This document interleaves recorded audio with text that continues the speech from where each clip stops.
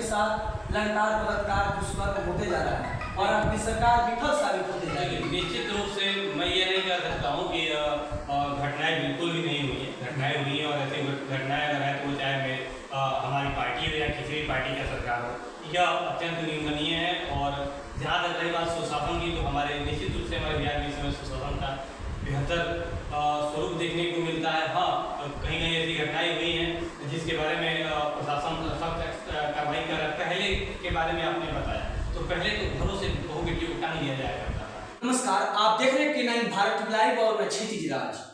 आगामी बिहार विधानसभा चुनाव को लेकर सभी पार्टियां कमर कस चुकी है। विपक्ष और सरकार सभी अपनी अपनी बातों को जन जन तक पहुंचाने और तरफ लुभाने का प्रयास में है। इसी क्रम में आज हम जदयू के किसान एवं सहकारिता प्रकोष्ठ के जिला प्रवक्ता अभय कुमार उपाध्याय जी से बात करते हैं। सबसे पहले हमारे चैनल में आपका स्वागत है सर। आपको भी बहुत बहुत धन्यवाद क्षितिज जी, और आपके चैनल को भी बहुत बहुत धन्यवाद, और दर्शकों का मेरा प्रणाम है। बिहार विधानसभा चुनाव में नीतीश की सरकार किस मुद्दों पे चुनाव लड़ेगी?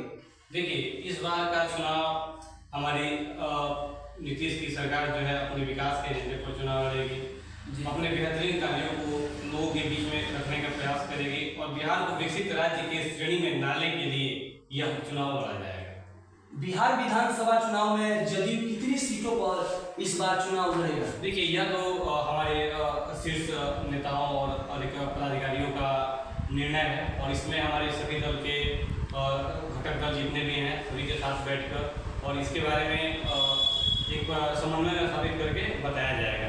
इस बार मुख्यमंत्री का चेहरा कौन रहेगा? बेशक नीतीश कुमार रहेंगे। इस बार के हमारे मुख्यमंत्री के रूप में नीतीश कुमार ही रहेंगे और उन्हीं के अगुवाई में चुनाव लड़ा जाएगा। एक पोस्ट देखे थे जो चिराग पासवान अकेले चुनाव लड़ने की बात कर रहे थे। देखिए, उनका अपना व्यक्तिगत मत हो सकता है, लेकिन जब वो गठबंधन में है तो निश्चित रूप से हम लोग सभी लोग एक साथ सभी लोग बैठेंगे और आपसे विचार होने के बाद से उसको निश्चित रूप से हम लोग एक साथ हैं और अपने पार्टी के जैसे भी होगा सभी पार्टी अपने हिसाब से चुनाव लड़ेंगे।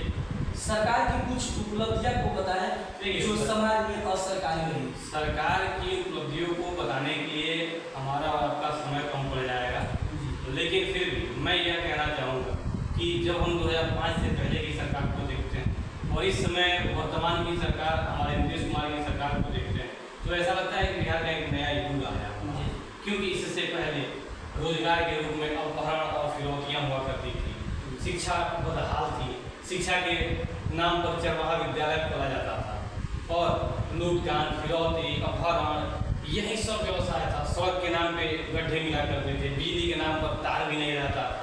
लेकिन वर्तमान के समय में अभी हमारा सड़क की गांव की सड़कों की तो बात कहिए, हाईवे की तो बात छोड़िए, गांव के सड़क की जो है वो भी चकाचक है, नालियाँ है, गलियाँ है।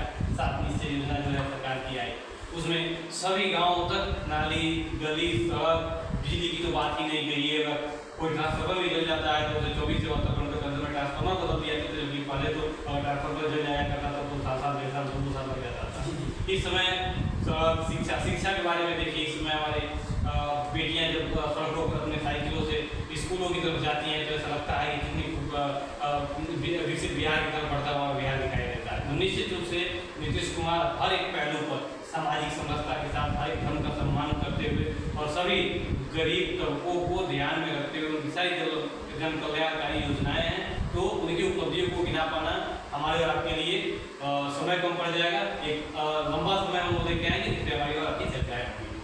अच्छा, जो आपने बात कहा कि हमारे सरकार के पहले जो बलात्कार दुष्कर्म हो रहा था लेकिन इस समय खत्म है, लेकिन आपकी सरकार इस समय है लेकिन फिर भी बहु बेटियों के साथ लगातार बलात्कार दुष्कर्म होते जा रहा है और आपकी सरकार विफल साबित होते जा रही है। निश्चित रूप से मैं ये नहीं कह सकता हूँ कि घटनाएं बिल्कुल भी नहीं हुई है। घटनाएं हुई हैं और ऐसी घटनाएं अगर है तो चाहे हमारी पार्टी हो या किसी भी पार्टी का सरकार हो, यह अत्यंत निंदनीय है। और जहाँ तक रही बात सुशासन की, तो हमारे निश्चित रूप से हमारे बिहार में इस समय सुशासन का बेहतर स्वरूप देखने को मिलता है। हाँ, कहीं कहीं ऐसी घटनाएं हुई हैं जिसके बारे में प्रशासन सख्त कार्रवाई कर रहा है। पहले के बारे में आपने बताया, तो पहले तो घरों से निकाल लिया जाया करता था, लेकिन इसमें किसी की हिम्मत नहीं है कि वो किसी के ऊपर गलत नज़र दिखा दे। लेकिन अभी कुछ ऐसी घटनाएं सुनने को मिली और देखने को मिली, लेकिन सरकार और प्रशासन पूरी तरह से मुस्तैद है और कड़ी से कड़ी सजा उन लोगों को दी जाने की तैयारी कर रही है। विपक्ष बोल रहा है कि आपकी सरकार, नीतीश सरकार में भ्रष्ट सरकार है और आपकी सरकार में स्वास्थ्य फेल है, शिक्षा भी फेल है, इस पर क्या कहना चाहिए? बिल्कुल नहीं। हमारे बिहार की शिक्षा व्यवस्था इस समय जो चल रही है वह भारत के विभिन्न राज्यों के शिक्षा श्रेणियों में हम अग्रसर होते जा रहे हैं। इस समय वर्तमान में देखिए 3.5 लाख से ज़्यादा शिक्षकों की बहाली हमारे बिहार सरकार की तरफ से की गई है।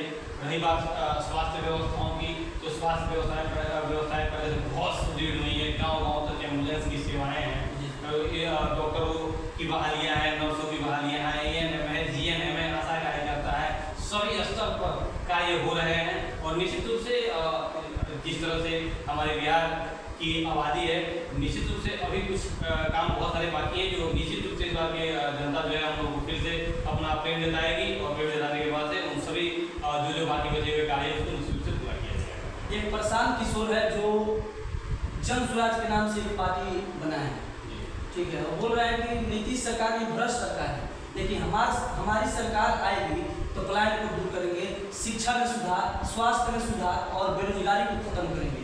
और नीतीश की सरकार में कुछ भी नहीं हो रहा है, तो इस पर क्या कहना चाहेंगे? देखिए, नीतीश की सरकार में कुछ नहीं होना एक हास्यास्पद बात करती है। एक समय हुआ करता था जब आप सड़कों पर जाया करते थे, यहाँ से पटना तक जाने के लिए आपको कब पहुँचे हुए घंटे सड़कें इतनी व्यवस्थित हैं, बिजली की व्यवस्था है।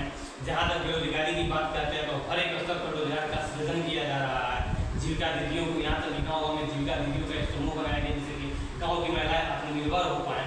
तो बिल्कुल, और रही बात प्रशांत किशोर की, तो ठीक है, उनका अपना एक विचार है, उनकी अपनी एक पार्टी है, लेकिन बिहार झूठे वादों के और भ्रम की स्थिति में जाने वाला नहीं है। बिहार के लोग बड़े प्रबुद्ध हैं और सुलझे हुए लोग हैं। वो नीतीश कुमार के विकास के कायल हैं और निश्चित रूप से वो विकास पुरुष जो हमारे नीतीश कुमार हैं। और नीतीश कुमार का मतलब ही है रोजगार, नीतीश कुमार का मतलब है विकास, नीतीश कुमार का मतलब है शिक्षा, नीतीश कुमार का मतलब है व्यवस्था, नीतीश कुमार का मतलब है सुशासन। और एक बार भ्रष्टाचारियों की बात करते हैं तो यही वह सरकार है कि आज कहीं भी अगर किसी भी तरह के भ्रष्टाचार के बारे में अगर जानकारी मिलती है तो वहाँ पे छापे पड़ते हैं और उनकी संपत्तियों को जब्त किया जाता है, उसको सरकार के नाम ही किया जाता है। इससे पहले तो सरकार जो थी वो भ्रष्टता के नाम से ही जानी जाती थी, यहाँ तक कि मुख्यमंत्री ही कुछ घोटाले के दोषी हुआ करते थे।